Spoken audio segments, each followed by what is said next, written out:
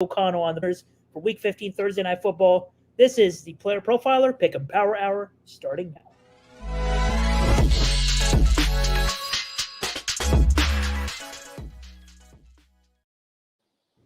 Welcome back to the Player Profiler Pick Em Power Hour. We are your hosts, Ahaan Rungta, Trevor Tipton, back as usual with some plays for the Underdog board where we have been on fire recently, coming off a winner on Sunday and coming off a 13-4 and 1 week on the Player Profiler Underdog Pick Generator. And I'm happy we came out with a winner. We were so close. The elusive sweep just killing us recently, thanks to Kyle Shanahan. We've literally gotten reversed on CMC. When they should have pulled them, they didn't, and when they should have kept them in, they pulled them. So we're done with CMC from a show standpoint for me for now. Shout out Kyle Shanahan, though. It's his birthday tomorrow, and only reason I know this is DK Metcalf's birthday is also tomorrow. So I know my December 14th birthdays, but shout out Kyle Shanahan, best coach in football, but not exactly friendly for the Pick'ems. But we are coming off a winner, which I framed as a three-piece. Geno Smith got ruled out. Tyler Lockett still did his job. Shout out to him. And hopefully Josh Jacobs, the injury is not too serious. We're still yet to hear what's going on. We're still yet to get the full picture about Josh Jacobs. But he was in that 3-0 game. Even Josh Jacobs never sniffed his 70.5 rushing yards projection. So shout out to him for keeping it in check. And then the big thing here is the Underdog Pick Generator. If you're not part of the all-in package, next year kind of a thing you want to be part of because you get the DFS stuff, you get the fantasy stuff, but you also get this as a bonus. Every week we update with our early leans, and we see people in the Discord commenting that they're doing a better job sometimes than us of picking the right ones to put in their entries, and you could have done that here. A lot of options here because we went 13-4-1. Shout out Quentin Johnston. His first solid game of the season was one of our few losses. Trevor, I'm feeling good about Week 15, honestly. Yeah, I like the slate quite a bit. Obviously, when the NFL set this up, they rigged it so we would have Easton Stick versus Aiden O'Connell on the first week of fantasy playoffs on Thursday Night Football. But we get Saturday NFL this week. Saturday NFL starts, which is great. We got 3 games Saturday. So I'm still debating in my head how I want to do this weekend for our Friday show. For those who are listening, starting next week, though, we are going to switch to one show a week due to time and the way the schedule works out with the holidays and everything. It'll just be easier on everybody. Surprises for me. We'll talk about the pick generator. Garrett Wilson would be the leading receiver in the NFL if he had any kind of quarterback play. Kyren Williams is arguably the best ADP value of any redraft league this year because a lot of it was waiver picked up. I don't understand why the Bears used Donta Foreman instead of Herbert. That was wild to me. That's why I liked his lower there. And, of course, they finally low-managed CMC, which they should have, but we needed 2 carries. They put him in at the end. He got vultured on that touchdown to start the game, but the Niners look great. And for many that gave me a hard time about James Cook this year, he has continued to deliver. He has continued to turn into that role. And heading into the playoffs, I put a tweet out about it today. I think mid-round is where, for season long, where really it's a lot of waiver wire really matters. But like big wins come from hitting on those middle round guys, rounds 4 through 12 for me, because I'm generally playing at like FFPC, NFC, where it's 20 teamers. Rachaad White, friend of the show, delivered for us all year. If you go look at ADP draft boards, Rachaad White is currently the 4th best running back in fantasy. He was being taken at the very end. He was going in like the 5th, 6th round. You could get him as high as 8 to 10 early in season, if you were drafting in, June, July. So congrats to everybody that made the playoffs. If you are listening, we got a couple questions. Feel free to shout them out. I know there's some people that are in bye weeks, and then for us over competing for the millie with, where we care about the sprint here. Give me a lot of points real fast. Absolutely. And from an NFL standpoint, like we've had so many injuries this year, just in general, a lot of high leverage injuries. The Browns, I saw a tweet today, just like the amount of season-ending injuries the Browns alone have had, just kind of summarizes what we've had to navigate this season. And through all of this, guys like Rachaad White have been wagons for us. So shout out to him. And James Cook, for some reason, I've trashed James Cook all year, calendar year long. 2023 is coming to a close, and I've trashed the fact that people have such high thoughts about James Cook, especially in Dynasty, which I've never agreed with. But he's quietly been a wagon for us because we know who he is. We understand where the spots for him are. I've gone on lowers with him and won on this show before. So James Cook is someone I've understood very well. So for that reason, shout out to him.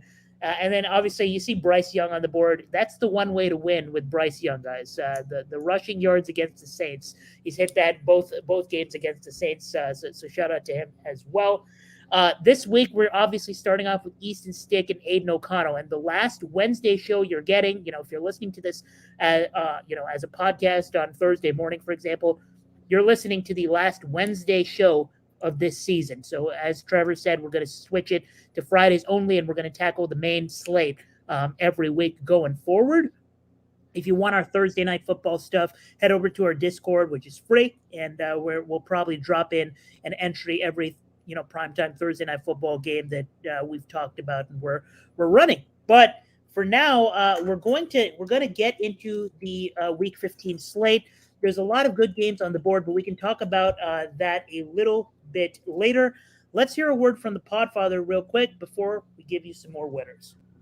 DFS getting harder every year, but we're here to make it easier with the DFS Dominator because I know a lot of optimizers keep coming out. Oh, our optimizer. What about this optimizer? But that optimizer. Well, we have a cash game optimizer that leverages the projections from Dario, Billy, the award-winning projections at PlayerProfiler.com, and builds the best lineups for cash games that have both upside and stability, because that's what you want. It's a couple clicks, boom, boom, boom. You get the best possible lineup for your cash games. But for tournaments, traditional optimizers don't work. That's why we have a Lineup Genius, which takes you through the process of building lineups the way they should be built.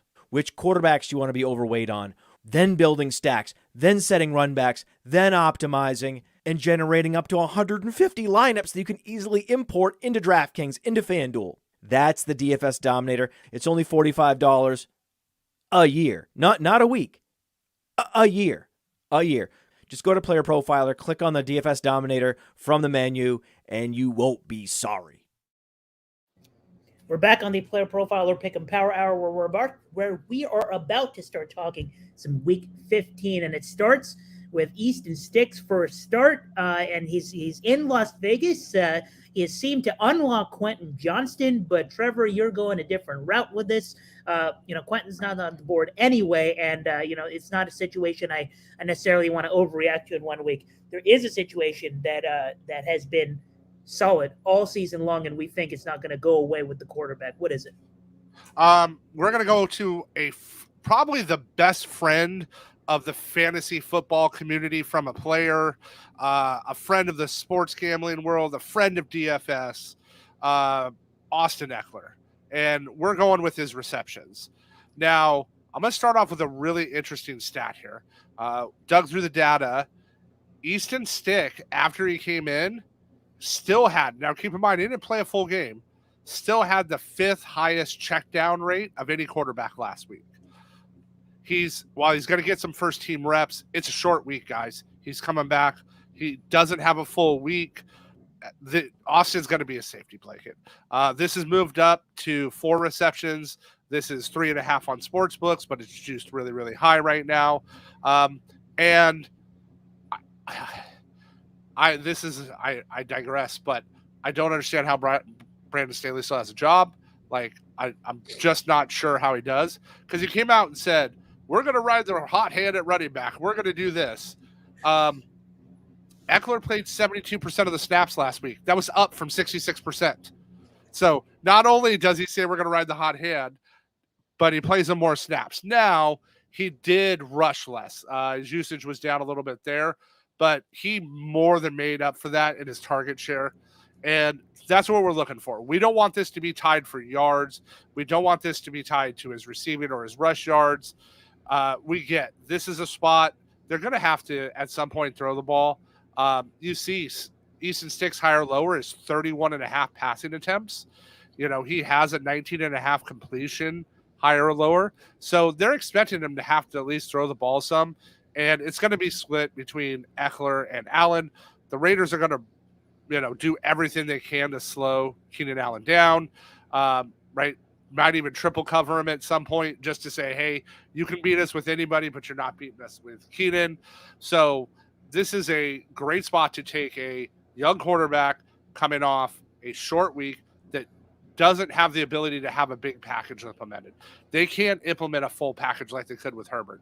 Herbert has done the short weeks. They know what he's coming into. And this, arguably could be a really funky game. But reminder, folks, I want you to really think about this out loud. Who were the players of the week last week? Did we see that? Did we see who won? Who won players of the week last week in the NFL? We did. It was Mr. New York Jet himself. Mr. I might or might not start this week because my feelings are hurt. Mr. BYU, right? Zach Wilson, player of the week. I mean, that is, that is amazing. So you look at all these backup quarterbacks that are in, who's having to play, all the injuries that are there. This is a spot for Austin to take advantage and he's going to get checked down. This is a game he could have 8 receptions. He might only have 50 yards on those 8 receptions, but he could have 6, 7, 8 receptions very easily in this game. They're going to run a ton of screens. They're going to run a ton of little short RPOs for him. They're going to make stuff real simple for Easton coming out here versus the Raiders. And here's a crazy thought for me. I actually think Easton has a shot at going higher on his passing yards because I think Austin could break one of these. I think Austin could break, one for 40, 50, 60. I think he could break a couple for 20. And if he does, that's going to uptick Easton's yards quite a bit. To add to everything you just said, Max Crosby, obviously a thing, right? And we know what Max Crosby can do. The Raiders still only around middle of the pack in pass rush win rate, pressure, all that stuff. But any sort of threat in the pass rush would be more action for Austin Ekeler. And the thing with Easton Stick is you look at his profile and if you put up a profile of him in college and you put up a profile of Justin Herbert, and you look at what you know about those two quarterbacks, I don't think the casual fan will be able to tell you which one is which, just because Easton Stick, 100th percentile college yards per attempt at North Dakota State, 40-yard dash, 89th percentile is where you say, oh, this might be a superior quarterback, right? Because he's an athlete, he has a great arm, but I think the key here is that the Chargers' weapons are just not good, right? It's Keenan Allen, and then it's just a bunch of nobodies, and I was definitely of the train of Quentin Johnson can be something in this league, and it's not good. What the stuff he's done in his rookie year, you look at everybody who's produced the way he's produced in history, and it's not good. So I think they're going to rely on Austin Ekeler, and like you said, you don't need him to even clear this 27-yard total, right? He could have 4 receptions for 5 yards, and we'll push. He could have 5 receptions for 16 yards, and we'll hit this, right? So I agree with you on the Easton Stick look, and I'll probably have that in a little 5 pick maybe that I'll put in the Discords. Can we start to say that maybe North Dakota State is quarterback U? I mean, we've now had Carson Wentz, Trey Lance, and Easton Stick in the last few years. Yeah, and you forgot the other player of the week. It was the man who didn't even deserve it. Zach Wilson actually deserved it. It was Tommy DeVito. Shout out to I was going to tee that up for your segment there. It tied in with your segment for me. Yeah. Speaking of Brandon Staley and the Chargers, I did mention what you just mentioned, and for those of you who are listening through podcast and not with us on stream, so I'm screen sharing a tweet that I made right after the Chargers game, which is Brandon Staley spent all week talking about Austin Ekeler, hot hand, Joshua Kelly, etc. We found out we were gonna wonder, is Brandon Staley Pete Carroll or is he Sean McVay, right? When it comes to the smoke screens versus actually telling us the truth, and we found out the answer. Austin Ekeler ran 33 of the routes. Isaiah Spiller got a few snaps here and there. Joshua Kelly pretty much absent. So we found the answer. So Austin Ekeler is still very much a thing. And speaking of the Chargers, the thing about the Chargers that I've targeted all season long has been their defense, which is just not great. They don't have a good pass defense. And the way I want to target this with Aiden O'Connell is the guy who has started to finally get involved, as he should have all season long, which is first-round draft pick Michael Mayer. And I'm taking his higher on receiving yards at 19.5. And so you look at how the Chargers have given up damage, and they play a lot of zone, among the league leaders, above average, well above average in zone coverage rate. And naturally, Michael Mayer, as the tight end, he sees an uptick in production when he faces zone coverage. He gets more targets, he gets more yards, and honestly, you look at the 2.5 receptions and you say, okay, this is pretty sharp given how much he's gotten involved. It's a low Vegas total. Maybe they run the ball a lot against the Chargers, who also not great against the run. And you think 2.5 receptions, kind of fair. He could get 2 or 3. But the thing with Michael Mayer, he has that big play ability. And if you look at the player profiler projections, Dario and Billy Muzio putting in the hard work, looking at the analytics, looking at the data, and making sure their projections are as accurate as possible. And you see the projections for his receptions is at 2.4, but his receiving yards is at 27. So they agree with us that he has big play potential in this one. So even if he gets 2 catches, I think he gets us 20 yards. He's getting the route participation. He's seen at least 80% of the snaps in 6 straight weeks. So this is a game. Just give us a close game where they have to pass a little bit. And I think Michael Mayer, hot take, Michael Mayer is going to lead this game, among the Raiders. Michael Mayer is going to have the game of his life and lead the game in receiving. I may or may not bet on this. The Bengals, Broncos, and Texans have been the only 3 teams that have given up more receiving yards to tight ends this season. The Chargers are just not good in that position, and this is going to be, I think this is a great spot for Mayer. I think he could be a fantasy darling in best ball and season-long tournaments for people that got him passed through in this matchup. Again, they haven't been good. They've also given up a ton of fantasy points, and they haven't given up as many touchdowns as everybody else, but their catch rate is high. It's just a spot to attack. And again, we know Josh Jacobs is banged up. There's a good chance it's looking like Jacobs isn't going to play this week, and we know they're going to try to shut down Devontae on the outside. So we should see plenty of opportunity over the middle for Mr. Michael Mayer. I absolutely love it. Not going to be the first time this season I'm on Michael Mayer in primetime also. So maybe he's just going to be the reserved for primetime games for me, because second time we've gone after him. We're going to lock that in as our 2-piece before the projections potentially move. Austin Ekeler higher than 4 receptions. Get us 5. We get a cash. Get us 4. It's a push.